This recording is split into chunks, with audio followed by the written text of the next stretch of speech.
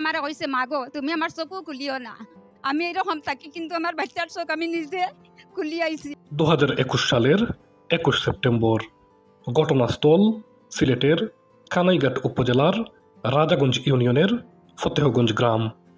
আইয়া মাসা থেকে আইয়া টেবিলের উপরে একটা লাইট পাইছি, একটা আতো লইছি আর ফুটি গেছে।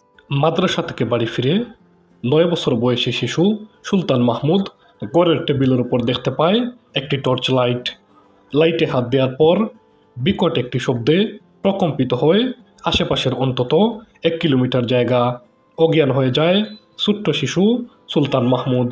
নষ্ট হয়ে যায় তার চোখ, জখম হয় হাত পা সহ শরীরের বিভিন্ন অঙ্গ।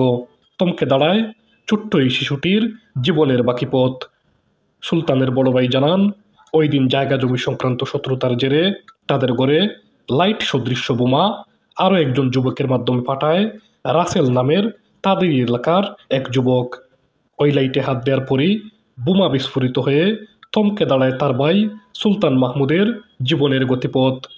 সুলতানের মা জানান, আমার কইছে মাগো তুমি আমার চোখও খুলিও না, আমি এরকম থাকি কিন্তু আমার বাচ্চার চোখ আমি নিজে খুলি আইছি। আমার এক দুলাভাই আছিল বনি জামাই, আমারে কইছে 5 লক্ষ টাকা আমি দিমু যদিন তোর বাচ্চার চোখ রাখতে চাস, কিন্তু আমি পারছি না ভাই, অনেক তা করছি আমার বাচ্চার চোখও রাখতে পারছি না। ইয়াদ নাই আমার বাচ্চার, এখনো তো আমার বাচ্চা জীবন নষ্ট, আমার বাচ্চার লাইফ চাই আমি, এখনো তো দুর্বল, কিছু করতে মানে একমাত্র আমি হাফিজি দিছি। আপনারা দোয়া করবা আমার বেশি করে গ্রাম অঞ্চলের ভাই বিরাদরও আসুন, বেশি করে দোয়া করবা আমার বাচ্চা গো আলিম হাফিজ ভাল লাগে। ঘটনার সূত্রপাত আরও আগে 2019 সালে সুলতানদের বাড়িতে নতুন গড় তোলার সময় একই গ্রামের রাসেল রবি নামের এক যুবক এসে বলেন এই জায়গায় গড় তোলা যাবে না, জায়গাটি মোশাহিদ আলীর নামে।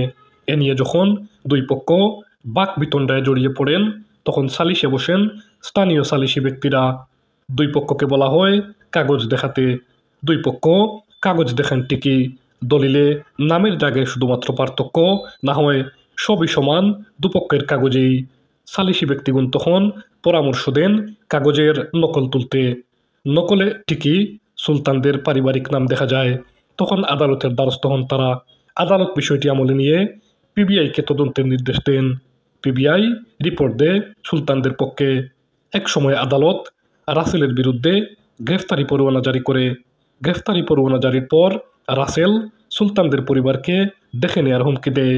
এই হুমকির পরেই বোমা বিস্ফোরণের ঘটনাটি ঘটে।